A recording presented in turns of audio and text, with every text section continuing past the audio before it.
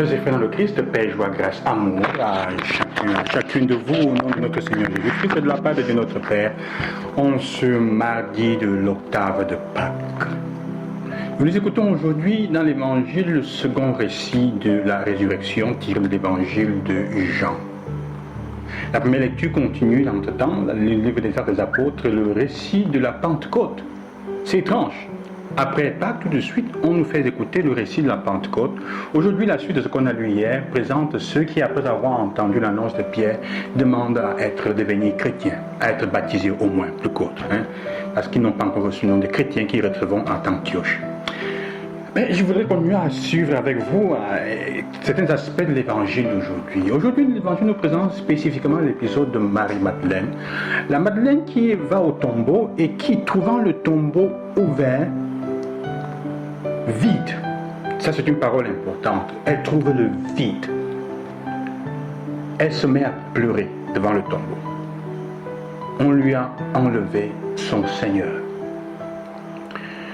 L'absence de Dieu et l'absence de Jésus dans notre vie crée un vide.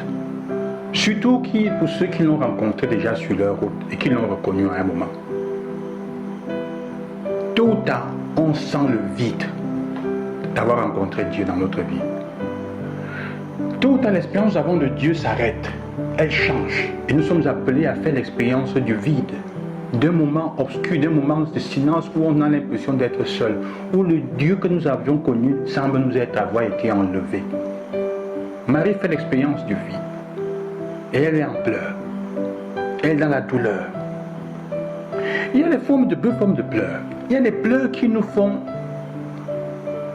nous enfermer sur nous-mêmes et donc rester attachés à l'objet passé que nous avons perdu. Et c'est une forme de pleurs qui ne nous aide pas. C'est une forme de pleurs qui va continuer à nous enfoncer dans le désespoir et même à perdre le goût de la vie. Quand on a perdu des choses essentielles et on continue à pleurer sur ce qu'on avait sans pouvoir avancer. Cette forme de pleurs porte au désespoir. Elle nous attache à notre douleur et parfois fait que nous commencions à aimer la douleur que nous avons. On ne pleure pas tellement pour ce qu'on a perdu, si on veut dire, mais on peut plutôt parce que pour la douleur, on pleure plus au souvenir de ce à quoi on était attaché, qu'on a perdu. Marie pleure parce qu'elle cherche le corps du Seigneur. Ça lui rappellera vraiment les bons moments passés ensemble. Parce qu'elle veut avoir en main, elle n'a même pas l'élément qui puisse lui permettre de faire la mémoire. Le corps, il n'y a plus. Vous comprenez, c'est aussi pour ça, frères et sœurs, qu'il est difficile souvent de sortir des deuils quand on n'a pas vu le corps des personnes qu'on a perdues.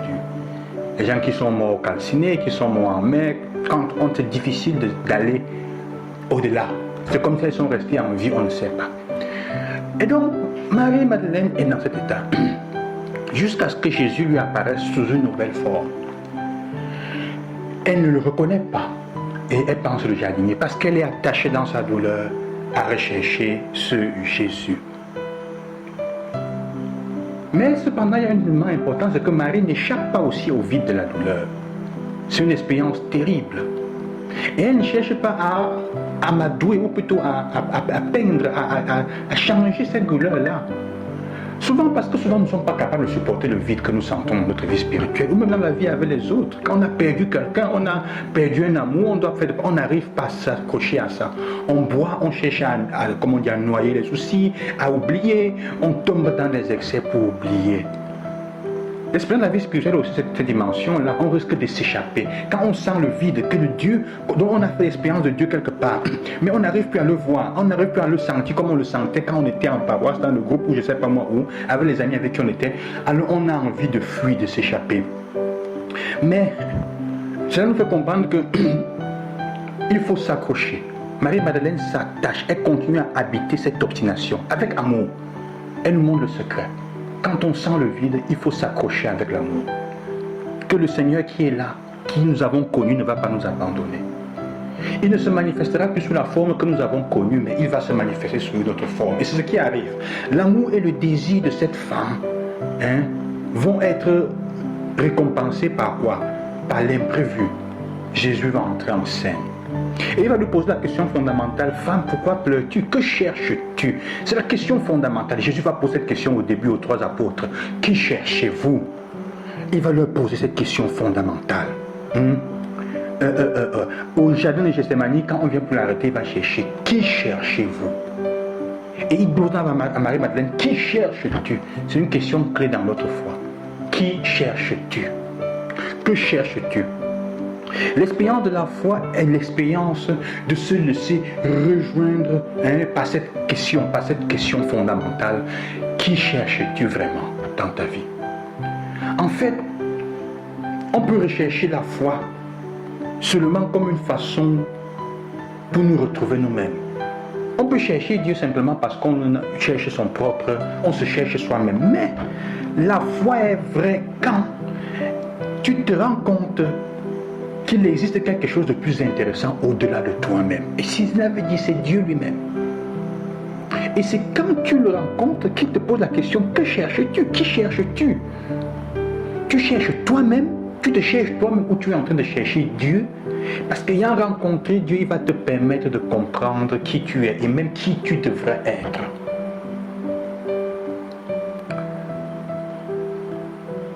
Marie-Madeleine ne pense pas à elle, mais elle pense à Jésus.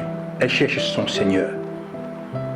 Et c'est dans l'écoute du nom, de prononcer son nom, qu'elle va reconnaître son Seigneur, Rabouni. Quand nous cherchons vraiment Dieu, nous sommes capables de l'écouter à prononcer notre nom. Dans la bouche de ceux qui nous sourient, dans la bouche de ceux qui nous disent une parole réconfortante quand nous sommes dans le trouble, quand nous sommes dans la tristesse, dans la bouche de ceux et dans le cœur de ceux qui sont capables de se souvenir des moments importants de notre vie pour fêter avec nous, dans la bouche de ceux qui sont capables de nous réconcilier, de nous conforter, de nous consoler quand nous sommes en difficulté, et qui disent des paroles que Dieu dirait lui-même, et qui prononcent notre nom avec amour, et qui t'appellent. Dieu souvent aussi se servira de nous pour prononcer le nom des autres, comme Marie, afin qu'elle soit capable de reconnaître Dieu présent, ressuscité dans leur vie. Il ne sera plus présent comme tu as fait l'expérience hier, mais il continuera à être présent sous une autre forme. La douleur de Marie alors va se transformer. Ce ne sera plus la douleur d'avoir perdu, de chercher un corps. Ce sera la douleur de la personne qui a passé un moment de difficulté, de souffrance et qui est appelée à regarder au-delà pour trouver une nouvelle forme, la nouvelle façon sous laquelle Dieu veut se présenter dans sa vie. Quand on a perdu les choses qui nous sont chères, les choses importantes, ce n'est pas la fin. Dieu souvent prépare pour nous. Il te demande de regarder au-delà de ce que tu as perdu. Que cherches-tu là? Tu as perdu quelqu'un, mais est-ce que tu as perdu ton frère ou ta soeur? Mais est-ce que c'est vraiment ton frère ou ta soeur qui est perdu, ou c'est la manière avec laquelle ton frère ou ta soeur t'aimait, t'accompagnait? Et de cette manière-là, tu trouveras encore, Dieu manifestera dans ta vie quelqu'un d'autre qui pourra te redire les mêmes paroles. Ce n'est pas dire que tu vas abandonner tout, non. C'est pour te dire qu'il se manifeste dans ta vie sous cette forme-là, il se manifestera dans ta vie d'une autre manière et il te fera avoir ce que la personne t'a donné d'une autre façon. C'est vrai que les gens sont uniques, mais Dieu veut que nous comprenions cela. Je vous bénis au nom du Seigneur, sœurs et frères. Bonne Pâques encore, bonne continuation. À demain, loué soit Jésus-Christ.